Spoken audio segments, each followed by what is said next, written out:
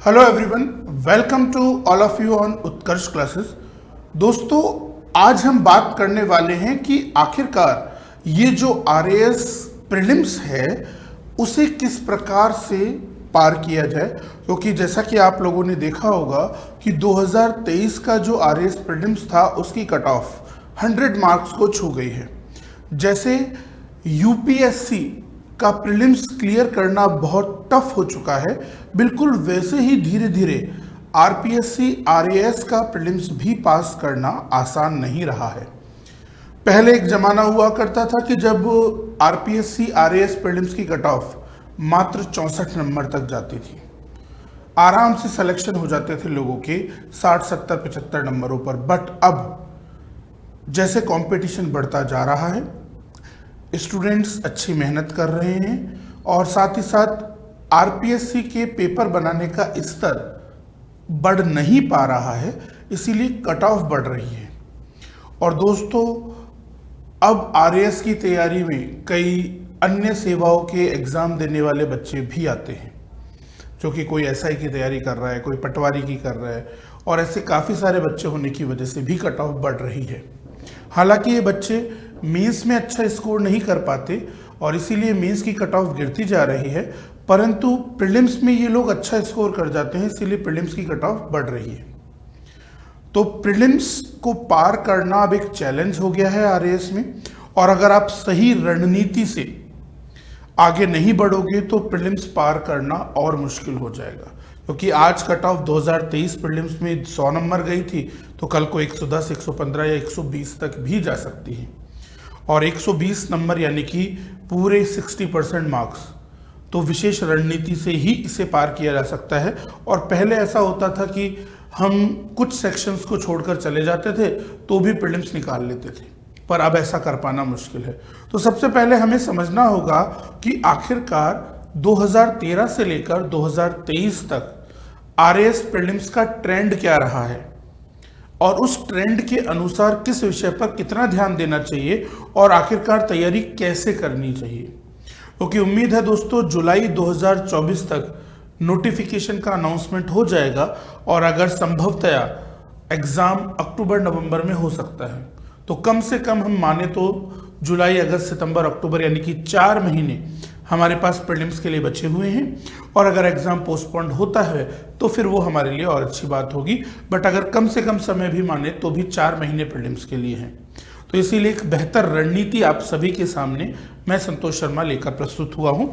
तो देखिए दोस्तों, अगर हम 2023 के आरएएस के पेपर पर थोड़ी नज़र डालें, ध्यान रखिएगा, ये हमारा आरएएस 2023 प्रीलिम्स एनालिसिस है कि जिसमें किस प्रकार से क्वेश्चन रहे, पेपर का लेवल क्या रहा 2023 प्रीलिम्स का।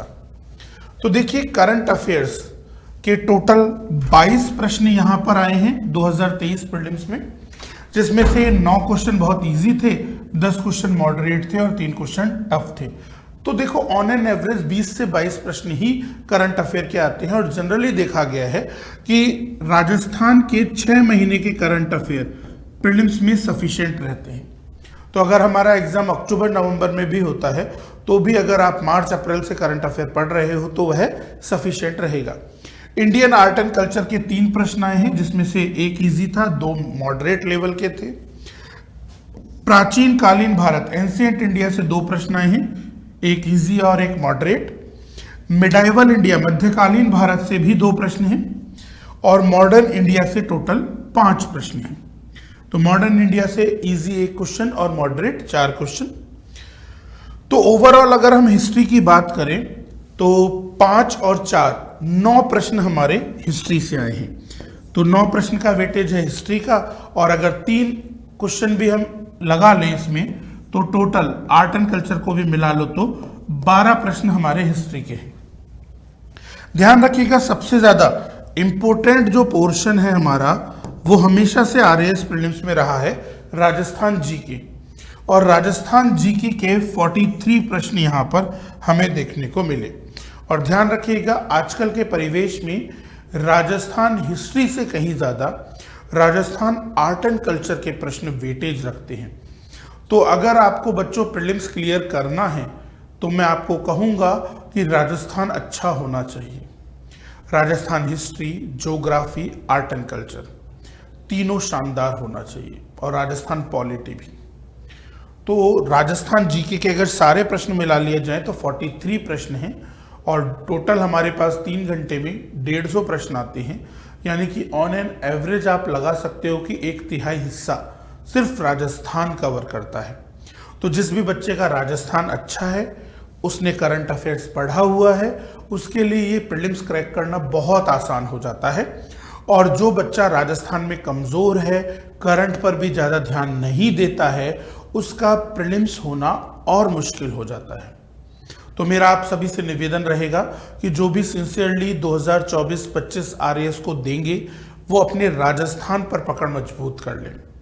वो अभी से ही Rajasthan history, art and culture, Rajasthan geography और राजस्थान पॉलिटी पर विशेष ध्यान दें।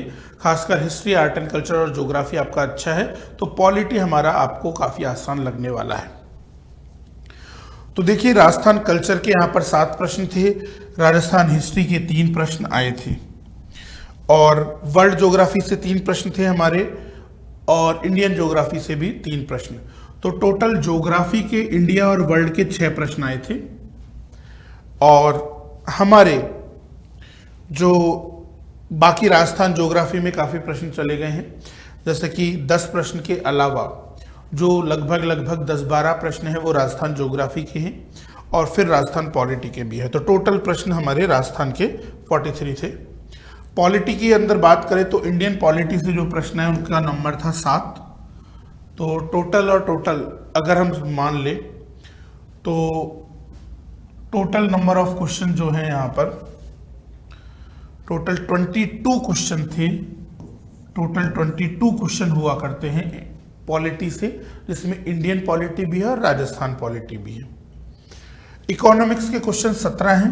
ध्यान रखिएगा, इकोनॉमिक्स के अंदर राजस्थान का इकोनॉमिक सर्वे, राजस्थान आर्थिक समीक्षा काफी महत्वपूर्ण रहती है। सीधे सीधे आसान से प्रश्न आते हैं राजस्थान आर्थिक समीक्षा से, और अभी राजस्थान का नया बजट आने वाला है और उसी के साथ साथ आर्थिक समीक्षा भी आएगी, जिस पर आपको विशेष ध्यान रखना है और उसके नोट्स बनाकर अभी से आपको रख लेने हैं।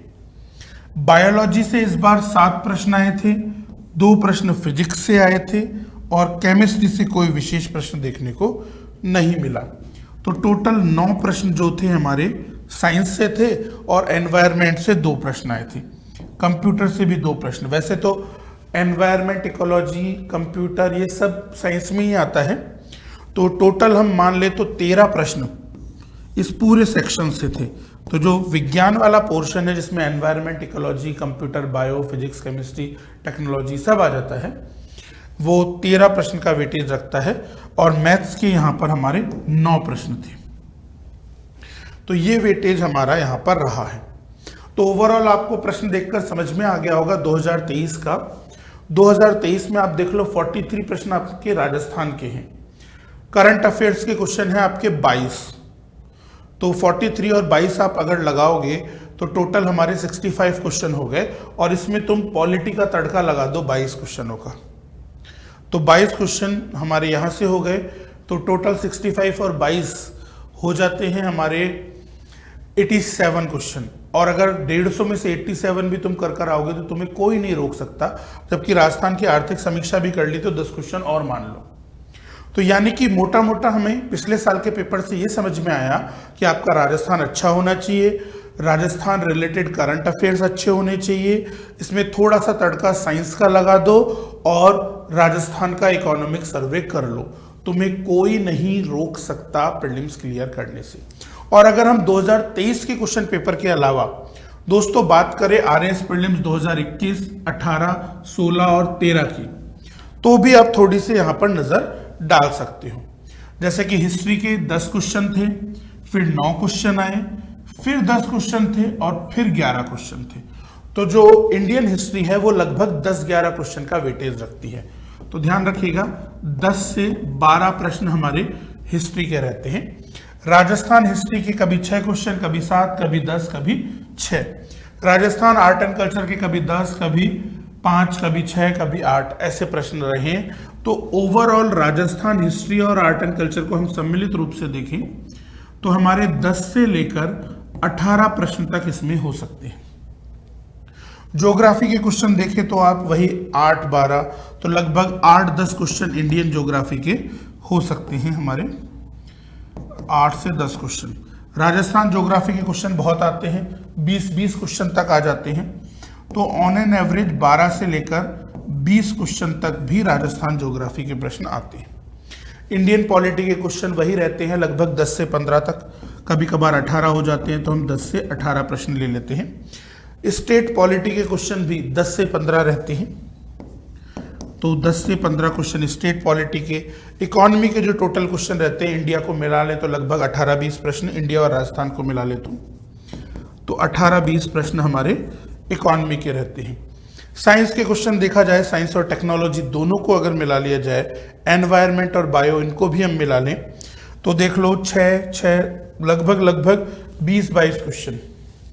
तो लगभग तीनों सेक्शन को बुला लें, बायो, एनवायरनमेंट, टेक्नोलॉजी और फिजिक्स केमिस्ट्री सबको, तो लगभग आपको 12 से लेकर 18 प्रश्न साइंस के मिलेंगे ही मिलेंगे, कभी कभार 20 भी हो जाते हैं। तो ओवरऑल इस पूरी एनालिसिस से आपको इतनी सी बात क्लियर कर रखनी है कि लगभग 40 क्वेश्चन राजस्थान जीके से आएंगे, जिसमें Rajasthan history, geography, polity, art and culture ये सब आ जाएगा। तो लगभग 40 प्रश्न राजस्थान के हैं, लगभग 20 प्रश्न करंट के हैं, 60 क्वेश्चन हो गए। फिर लगभग आपको पॉलिटी आपका अच्छा हुआ तो 18 प्रश्न आपको और मिल जाएंगे। तो लगभग आप मान सकते हो हमारे 75 क्वेश्चन हो गए। और इसके बाद में अगर तुम्हारा ये साइंस वाला पोर्शन ठीक है तो फिर वही 15 से 18 प्रश्न मिल जाएंगे आपके, तो 90 प्रश्न हो जाएंगे। इतने में आराम से सिलेक्शन होगा, क्योंकि 150 ही तो क्वेश्चन है। तो आपको ज़्यादा कुछ नहीं करना है, राजस्थान अच्छा करना है, करंट पर फोकस रखना है, और फिर मैथ्स रीजनिंग वाले फील्ड से हो, मैथ्स रीजनिंग समझ में आती है तो आराम से बेड़ा पार हो जाएगा। नहीं तो पॉलिटी और साइंस पर फोकस रख सकते हो। तो ये चीज़ें आप कर सकते हो और आसानी से सिलेक्शन पा सकते हो। पर ध्यान रखना, जिसका राजस्थान वीक है, जिसका करंट अफेयर्स वीक है, वो बच्चे ज़्यादा फेल होते हैं, क्योंकि ये दो रामबाण चीज़ें हैं जो प्रीलिम्स में आपको बचाती हैं, और ये चीज़ें आपके अंदर नहीं है तो आपको काफ़ी समस्या हो सकती है। तो इम्पोर्टेंट टॉपिक्स क्या क्या आ गए हमारे, तो थोड़ा सा इस पर चर्चा कर लेते हैं। इम्पोर्टेंट टॉपिक्स हैं आपका राजस्थान प्रीलिम्स को पास करने के लिए, राजस्थान का जीके, और राजस्थान के जीके में सबसे ज़्यादा जो वेटेज देखा है हमने अभी तक पिछले 2013, 16, 18, 21, 23 यानी कि 5 साल के पेपरों का, तो 5 पेपरों की एनालिसिस करें तो सबसे ज़्यादा जो वेटेज देखने को मिला है वो राजस्थान भूगोल का मिला है। तो फर्स्ट नंबर पर ये रहेगा। उसके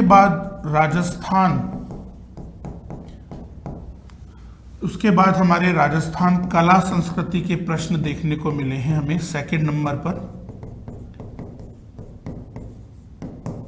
तीसरी चीज जो आपकी अच्छी होनी चाहिए आरएस प्रीलिम्स के लिए वो है राजस्थान पॉलिटी, राजस्थान राज्य व्यवस्था।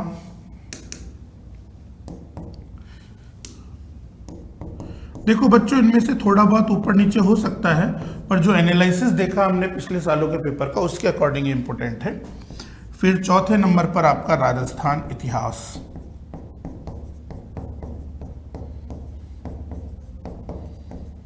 राजस्थान इतिहास, और फिर है राजस्थान अर्थव्यवस्था, यानी कि आर्थिक समीक्षा पढ़नी है इसमें आपको। तो अगर ये सारी चीजें हम मिला लें, तो लगभग 45 से 58 प्रश्न तक केवल और केवल इन पोर्शनों से ही आते हैं। तो अगर ये 5 चीजें तुमने ढंग से कर ली तो तुम्हारे 45 से 58 प्रश्न कहीं नहीं गए। तो अभी मेरा आपको सजेशन होगा कि आप इन चीज़ों पर काम करें, और ये अगर आपका अच्छा हो गया तो आप ये मान के चलो कि प्रीलिम्स क्लियर करने की 60% जंग तुमने जीत ली है। ये केवल 5 टॉपिक करते ही तुम प्रीलिम्स में 60% तो कंफर्म सेलेक्ट होते हो। फिर इसके बाद में दूसरा हमारा महत्वपूर्ण टॉपिक होता है करंट अफेयर्स। करंट अफेयर्स, और करंट अफेयर्स के लगभग 18 से 20 प्रश्न हमारे एग्जाम्स में आते हैं। तो लगभग तुम्हारे 70-80 प्रश्न खत्म, यानी कि 50% पेपर तुम्हारे हाथ में। फिर इसके बाद में आपको जो इम्पोर्टेंट है, वेटेज जो ज़्यादा रखता है, वो है एग्जाम पॉइंट ऑफ व्यू से भारतीय अर्थव्यवस्था, सॉरी भारतीय राज्य व्यवस्था। इंडियन पॉलिटी बहुत आसान है और आसानी से आप इसे कर सकते हो। फिर इसके बाद में विज्ञान, हमारी विज्ञान एवं पर्यावरण या पारिस्थितिकी बोल देते हैं इसे, क्योंकि सिलेबस सेम ही है और एक ही प्रीलिम्स के सिलेबस में दिया हुआ है। तो ये चीजें आपने कर ली, तो लगभग इंडियन पॉलिटी से 10 से 12 प्रश्न आने हैं, और विज्ञान और पारिस्थितिकी को मिलाकर बोला जाए तो कम से कम 12 से लेकर 18 प्रश्न आने हैं। तो अब आप इतना भी कर लोगे तो तुम्हारा प्रीलिम्स कोई नहीं रोक सकता। जैसे कि लगा लो आप 45 प्लस 10 55 और हमारा 30, ये हो गए टोटल 85। तो ये पूरे टॉपिक जो मिलाकर हमारे कम से कम 85 प्रश्न हो रहे हैं। कम से कम ये 85 प्रश्न हो गए, और अधिकतम लगा लो आप 58 और 20, 78 और 12, 90 और 18, 108। तो इन टॉपिकों से ही तुम्हारा प्रीलिम्स का 101% बेड़ा पार है। कोई तुम्हें नहीं रोक सकता प्रीलिम्स क्लियर करने से, अगर तुम ये 4 चीजें कर लेते हो तो। Rajasthan GK, current affairs, Indian polity और विज्ञान, यहां पे तुम्हारे 100+ प्रश्न हो रहे हैं, यानी कि 100 से ज्यादा प्रश्न हो रहे हैं, और टोटल 150 प्रश्न है। कट ऑफ अगर कल को 120 भी जाती है तो भी तुम आराम से निकाल लोगे। और देखो, अगर किसी की मैथ्स रीजनिंग अच्छी है तो 15-20 प्रश्न और मान लो, है ना। ज्योग्राफी के लिए तुम सिर्फ इंडियन ज्योग्राफी और वर्ल्ड ज्योग्राफी के लिए केवल तुम एनसीईआरटी भी पढ़ते हो तो 5-10 प्रश्न और मान लो, यानी तुम आराम से मैथ्स रीजनिंग के साथ, इंडियन भूगोल और वर्ल्ड भूगोल के साथ आराम से तुम 130+ क्वेश्चनों को हल कर सकते हो। पर मेरा सजेशन ये रहेगा कि अगर मेरे पास केवल 4 महीने हैं और मुझे 100% प्रीलिम्स क्वालिफाई करना है, तो मैं इन 4 टॉपिकों पर फोकस करूंगा, और केवल 4 टॉपिकों पर फोकस कर मैं 100% 120+ मार्क्स अचीव करूंगा। हालांकि मैं साइंस बैकग्राउंड से हूं, तो मेरे लिए मैथ्स रीजनिंग बहुत आसान है, हम हंसते हंसते भी 15+ क्वेश्चन ठीक कर देते हैं।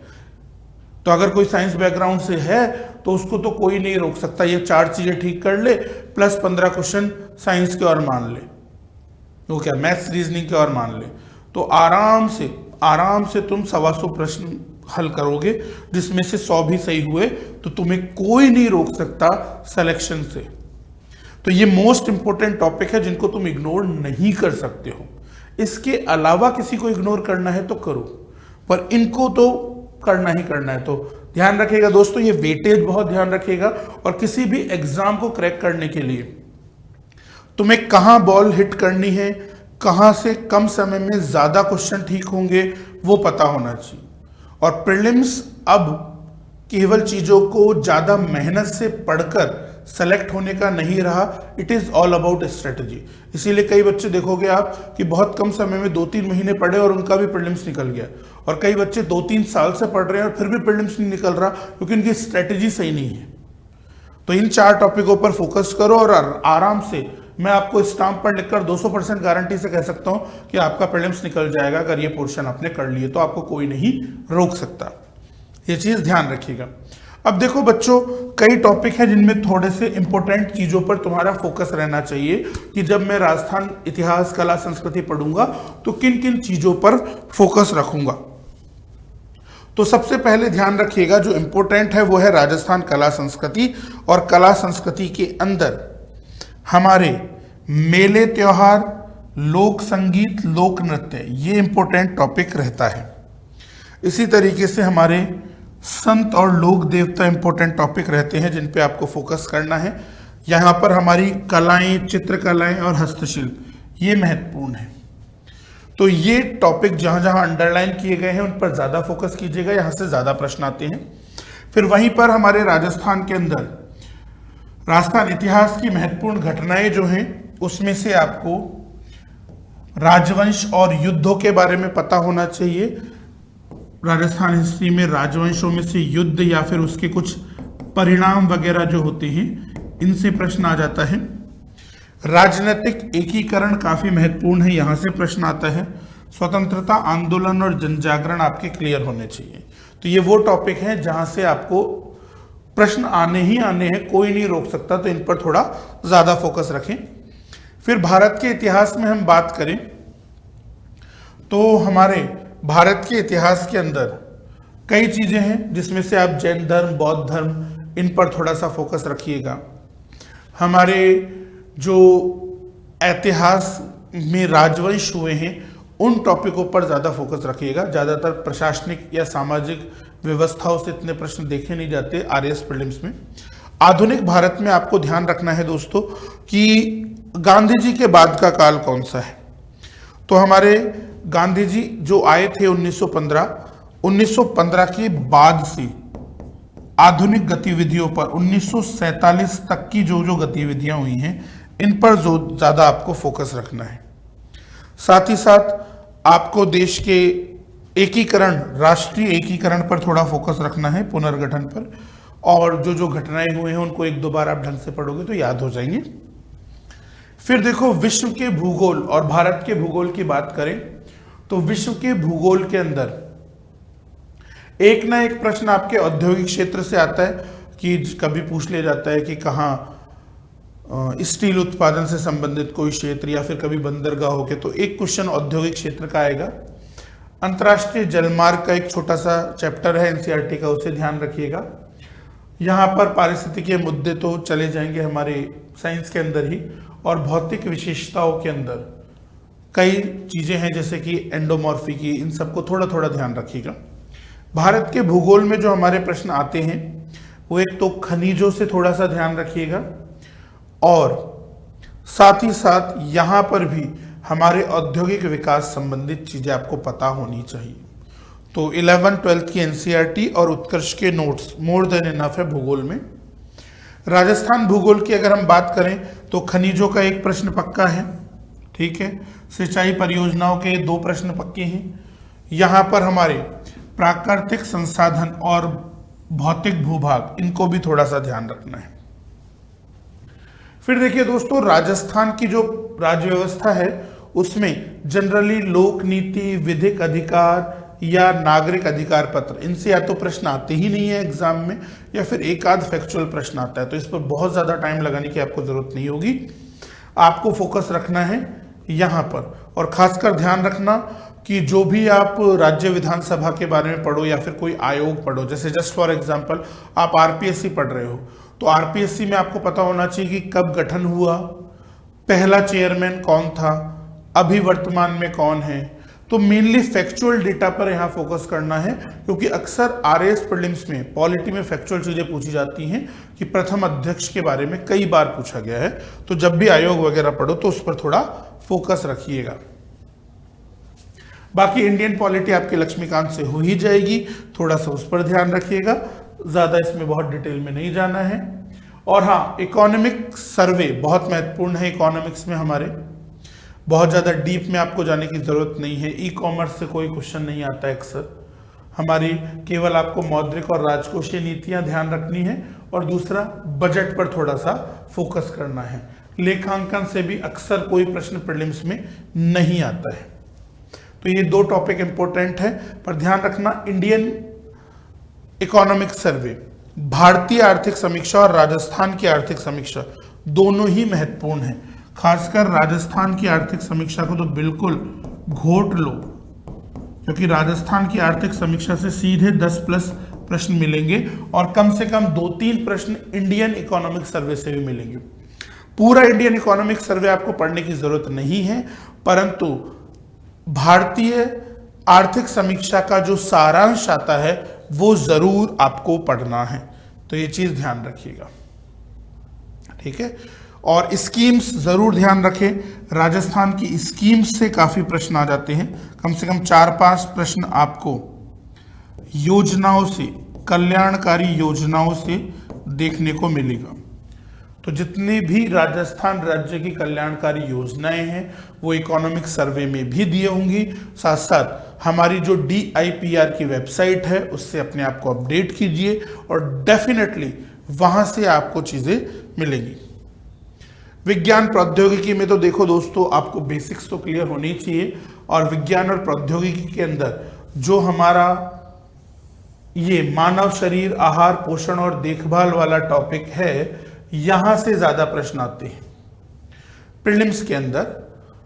और मेंस में टेक्नोलॉजी ज्यादा पूछा जाता है, पर प्रीलिम्स में बायो ज्यादा पूछा जाता है। तो मानव शरीर, आहार, पोषण और स्वास्थ्य देखभाल यानी कि रोगों की बात की जाती है, तो रोग से यहां पर काफी प्रश्न आ जाते हैं। साथ ही साथ दोस्तों, हमारे जो टेक्नोलॉजी वाले हैं, जैसे उपग्रह, स्पेस टेक्नोलॉजी, डिफेंस टेक्नोलॉजी के 3-4 प्रश्न देख सकते हो। नैनो का 1 प्रश्न आता है, तो 1 ही प्रश्न आएगा नैनो का, इससे ज्यादा नहीं आएगा। सूचना संचार प्रौद्योगिकी के 2 प्रश्न आ जाते हैं। फिर ये जो टॉपिक है राजस्थान के विशेष संदर्भ में विज्ञान प्रौद्योगिकी, ये आप करोगे आर्थिक समीक्षा से। आर्थिक समीक्षा जो आती है राजस्थान की, उसमें सेवा क्षेत्र का चैप्टर है, तो ध्यान रखिएगा, राजस्थान आर्थिक समीक्षा में सेवा क्षेत्र का हमारा एक चैप्टर है। उस सेवा क्षेत्र के अंदर विज्ञान प्रौद्योगिकी का एक टॉपिक है, और उस टॉपिक के अंदर से प्रश्न बनते हैं राजस्थान के RAS प्रीलिम्स में। तो उस राजस्थान आर्थिक समीक्षा का सेवा क्षेत्र का टॉपिक आपका क्रिस्टल क्लियर होना चाहिए। बाकी अगर आपको मैथ्स रीजनिंग की बात करें, तो मैथ्स रीजनिंग में अगर मैथ्स नहीं भी होती है कई बच्चों से, तो एटलीस्ट वो रीजनिंग तो ढंग से कर जाएं, क्योंकि रीजनिंग काफी महत्वपूर्ण रहेगी। और रीजनिंग करना कोई बहुत टफ भी नहीं है। मैथ्स रीजनिंग वैसे तो दोनों ही अच्छे हो तो बहुत अच्छी बात है, सीधे 18-20 क्वेश्चन मिलेंगे, 15 भी ठीक हुए तो तुम्हें कोई नहीं रोक सकता। पर अगर फिर भी ना हो तो भी कम से कम रीजनिंग में समय दें। ये ना मानकर चले कि मुझे तो रीजनिंग या मैथ्स आती नहीं है, मैं तो छोड़कर जाऊंगा, क्योंकि कट ऑफ बच्चों 100 से ऊपर जाने लग गई है, और कट ऑफ 50% मार्क्स से ऊपर जा रही है। यानी कि आप किसी भी पोर्शन को ब्लाइंडली नहीं छोड़ सकते हो कि इसके बिना तो मैं सेलेक्ट हो ही जाऊंगा। क्या पता कि दूसरा सेक्शन जो तुम्हारा पढ़ा हुआ है उससे टफ क्वेश्चन आ गए, तो यही टॉपिक तुम्हें सपोर्ट करेंगे। इसलिए मैथ्स रीजनिंग में एटलीस्ट रीजनिंग तो तुम्हें करनी ही है। बाकी करंट अफेयर का हमने आपको बता ही दिया कि वैसे तो मैक्सिमम क्वेश्चन आते हैं प्रीलिम्स एग्जाम होने के 6 महीने के करंट अफेयर से, पर फिर भी आप लोगों को 1 साल तक का करंट अफेयर कर लेना चाहिए। उत्कर्ष की मैगजीन में करंट अफेयर्स बहुत अच्छे और शानदार तरीके से करवाए जाते हैं, तो उत्कर्ष की मैगजीन पढ़ लो, 6 महीने की काम हो जाएगा। अब देखिए बच्चों, थोड़ा सा कई बच्चे ये भी पूछते हैं कि सर अगर हम ये मानकर चले कि सही में अक्टूबर-नवंबर में प्रीलिम्स हो रहा है, तो आखिरकार हम किस स्ट्रेटेजी से पढ़ें, क्या क्या करें जिससे ना सिर्फ प्रीलिम्स अच्छा हो बल्कि मेंस भी मेरा शानदार हो जाए। तो ये चीज अक्सर बच्चे पूछते रहते हैं। तो देखो, वैसे तो हमें लगता है कि अक्टूबर-नवंबर में प्रीलिम्स हो सकता है, पर अगर नहीं भी हो तो और अच्छी बात है, आपको रिवाइज करने का और टाइम मिल जाएगा। बट मैंने आप लोगों के लिए 120 दिन यानी कि 4 महीने का एक एक्शन प्लान बनाया है, जिसमें कंफर्म तुम्हारा प्रीलिम्स क्लियर हो सकता है। अगर प्रीलिम्स पोस्टपोन्ड होता है अक्टूबर-नवंबर के बाद तो अच्छी बात है, दोबारा रिवाइज कर लेना और टेस्ट सीरीज दे देना। पर मैंने उसी हिसाब से आपको क्या क्या करना चाहिए, तो 4 चरणों के अंदर हम अगर तैयारी करते हैं तो 100 क्या 200% गारंटी है तुम्हारा प्रीलिम्स निकल जाएगा। तो सबसे पहले पहला चरण है जिसमें आपको कुछ मूलभूत चीजें स्ट्रॉन्ग करनी पड़ेंगी जो 45 दिन तक आपको अपनाना चाहिए। दैट इज स्ट्रॉन्ग फाउंडेशन, जिसमें अपनी नींव मजबूत करो। तो यहाँ पर एनसीईआरटी और आरबीएसई की किताबों से राजस्थान का पोर्शन आप कवर कर सकते हो। साथ साथ में हिस्ट्री, पॉलिटी और ज्योग्राफी की कुछ बेसिक चीजें देखिए। तो एनसीईआरटी और आरबीएसई की किताबों से राजस्थान को मजबूत करो और इंडियन पॉलिटी, इंडियन ज्योग्राफी, इन सब के क्वेश्चंस भी देखो और साथ ही साथ प्रीवियस ईयर्स क्वेश्चन को फिर देखो कि किन किन टॉपिक से प्रश्न बने हैं। 2013, 16, 18, 21 और 23 सबके प्रश्नों को सब्जेक्ट वाइज बांट लो ताकि तुम्हें पता लगे कि किस टॉपिक से कितने प्रश्न आ रहे हैं, किसकी तैयारी हमें कैसे करनी चाहिए। लगभग 45 दिन में सारी एनसीईआरटी, आरबीएसई हो जानी चाहिए और राजस्थान के टॉपिक्स का एक बहुत ज्यादा स्ट्रॉन्ग और कॉन्सेप्चुअली क्लैरिटी वाला फाउंडेशन तुम्हारा बन जाना चाहिए। और प्रीवियस ईयर्स क्वेश्चन पेपर से तुम्हें क्लियर हो जाना चाहिए कि ऐसे ऐसे क्वेश्चन इस टॉपिक से आते हैं। फिर अगले 30 दिन होंगे आपके परफेक्शन के लिए, जिसमें 45 दिन बाद हमारा इकोनॉमिक सर्वे आ चुका होगा। तो राजस्थान इकोनॉमिक सर्वे के बहुत अच्छे नोट्स आपको बना लेने हैं। साथ साथ उत्कर्ष की मैगजीन को फॉलो करते हुए करंट अफेयर्स पर आपको बहुत अच्छी पकड़ बना लेनी है और मैथ्स रीजनिंग में से जो आप कर सकते हो उसकी तैयारी कीजिए। तो अगले 30 दिन में फिर आप राजस्थान इकोनॉमी अच्छी कर लोगे, आप करंट अफेयर को मजबूत कर लोगे और मैथ्स रीजनिंग में से जो आप कर सकते हो वो करें। बाकी मैं तो कहूंगा कि दोनों ही चीजें कर लो। तो ये आपके नेक्स्ट 30 डेज में होना चाहिए। उसके बाद दोस्तों प्रीलिम्स को लेकर आपको टेस्ट सीरीज ज्वाइन करनी पड़ेगी कि जो भी आपने एनसीईआरटी या बुक्स की चीजें की हैं या फिर आपने उत्कर्ष के नोट्स पढ़े हैं, उत्कर्ष की ऑफलाइन क्लासेस या ऑनलाइन क्लासेस से नोट्स बनाए हैं, उन सबका रिवीजन करो। तो जितनी भी स्टैंडर्ड बुक्स आप पढ़ रहे हो उन सब का रिवीजन होना चाहिए नेक्स्ट 30 दिनों में, यानी कि थर्ड फेज के अंदर। और साथ ही साथ आपको सारी योजनाएं भी यहाँ पर पढ़नी है, आर्थिक समीक्षा, इंडिया का बजट वगैरह, इनको भी एक बार रिवाइज कर लेना है और टेस्ट सीरीज देने हैं। ध्यान रखिएगा कम से कम आपको 10 टेस्ट यहाँ पर देने हैं। 10 टेस्ट आपको यहाँ पर देने हैं और सब्जेक्ट वाइज टेस्ट देने हैं। कैसे देने हैं? Subject wise. सब्जेक्ट वाइज का मतलब है कि आपको साइंस पूरी पढ़ ली, साइंस का टेस्ट देना है। आप लोगों ने हिस्ट्री पूरी पढ़ ली, हिस्ट्री का टेस्ट देना है। ज्योग्राफी पूरी पढ़ ली, ज्योग्राफी का पूरा टेस्ट देना है। राजस्थान आर्ट एंड कल्चर पूरा पढ़ लिया, राजस्थान आर्ट एंड कल्चर का पूरा टेस्ट देना है। 3 घंटे का 150 क्वेश्चनों वाला फुल टेस्ट देना है और उसमें अपनी परफॉर्मेंस देखनी है। कम से कम 10 टेस्ट आपको ऐसे देने हैं, बाकी ज्यादा हो तो बहुत अच्छी बात है। फिर दोस्तों लास्ट होता है प्रैक्टिस मेक्स परफेक्ट, क्योंकि अब यहां पर आपको अपनी कमियां पूरी पता चल चुकी होंगी। तो अगर लास्ट के जो 15 दिन है उसमें और रिवीजन करो, 2 बार, 3 बार, 4 बार, जिस भी टॉपिक में, जिस भी पॉइंट में तुम्हें गड़बड़ लग रही है उसमें और रिवीजन करो। फिर यहां पर फुल लेंथ टेस्ट देने हैं, एफएलटी फुल लेंथ टेस्ट, इसमें सारे सब्जेक्ट आएंगे। तो ऑल सब्जेक्ट वाले कम से कम 10 से 15 टेस्ट आपको देने हैं, फुल लेंथ टेस्ट, जो 150 क्वेश्चनों वाले होंगे। 3 घंटे का टाइम लेंगे और एक एक चीज आप यहां पर कवर करोगे। तो कंप्लीट फुल लेंथ टेस्ट यहां पर आपको देने हैं ताकि आपको पता लग जाए कि हाँ कैसे मैं एग्जाम को डील करूंगा, कि 150 क्वेश्चन आएंगे 3 घंटे में से मैं कैसे 130 प्लस क्वेश्चन कर लूंगा, जिसमें से मेरे कम से कम 110 या 120 प्लस मार्क्स आए। क्योंकि ध्यान रखना दोस्तों, कट ऑफ 100 गई है, अभी कल को 110 भी हो सकती है। तो तुम्हें कम से कम 120 प्लस की तैयारी करनी पड़ेगी, तब कहीं जाकर तुम 110 मार्क्स पर अटकोगे। अगर अभी भी तुम 100 नंबर कट ऑफ देखकर 105 नंबर की तैयारी करोगे तो एग्जाम में तुम्हारे बाद में 90 नंबर ही आएंगे और फेल हो जाओगे।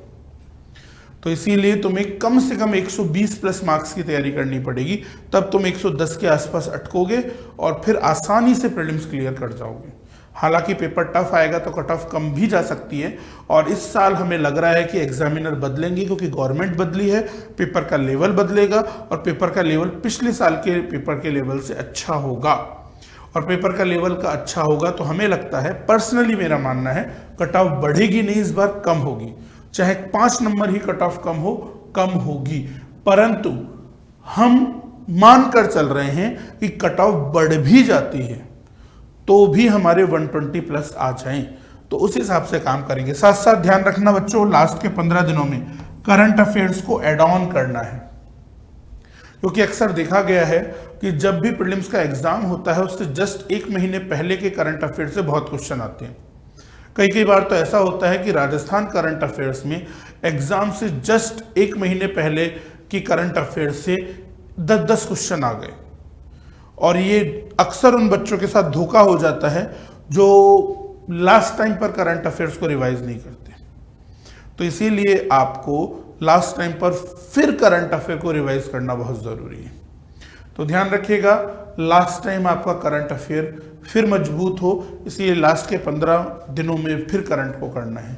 ये ना सोचें कि सर अब तो पेपर बन गया होगा, अब क्यों करंट हम करें। अरे पेपर बेशक बन गया होगा, पर तुम्हारे करंट अफेयर 1-1, 2-2 महीने पुराने आते हैं, तो एग्जामिनर के पास वो करंट अफेयर आ चुका था जो तुमने मैगजीन्स में नहीं पढ़ा है, तो इसीलिए करंट अफेयर करना पड़ेगा। ठीक है, तो फिर आप आसानी से इस एग्जाम को क्लियर कर पाओगे।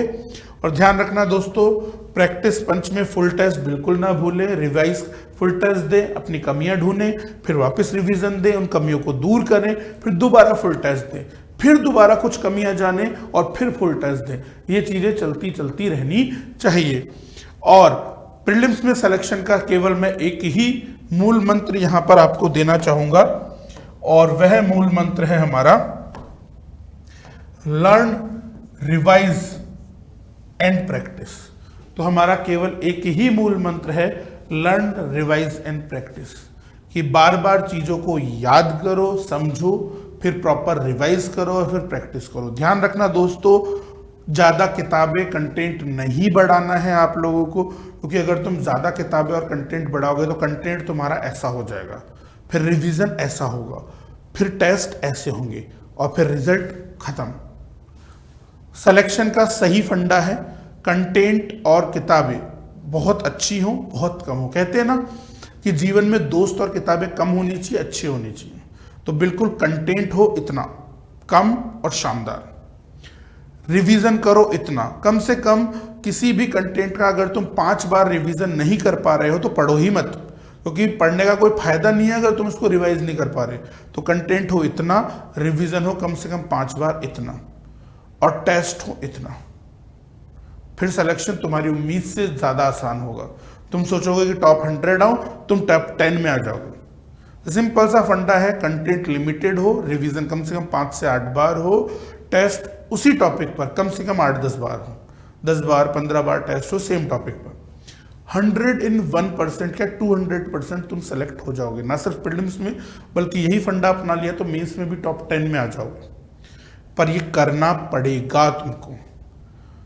प्रॉब्लम क्या होती है कि बच्चे बहुत कंफ्यूज्ड रहते हैं, क्योंकि बच्चों के साथ क्या होता है, उनके खुद के पास तो एग्जाम की नॉलेज नहीं है ना एक्सपीरियंस है, तो उनको मार्केट में नई नई किताबें, नए नए कंटेंट, नए नए नोट्स आते रहते हैं और वो इधर उधर जाते रहते हैं। और जब से ये सोशल मीडिया और ऑनलाइन जमाना आया है, कंटेंट की बाढ़ सी आ गई है, और इस बाढ़ में बच्चों के सपने बह जाते हैं, क्योंकि कंटेंट इतना सारा है और उस कंटेंट को तुम बार बार रिवाइज कर नहीं पाते हो, नया नया कंटेंट पढ़ते रहते हो, और उस इंफॉर्मेशन फ्लड और कंटेंट के फ्लड में तुम्हारे रिजल्ट बह जाते हैं और नेगेटिव पे नेगेटिव मार्क्स होते रहते हैं।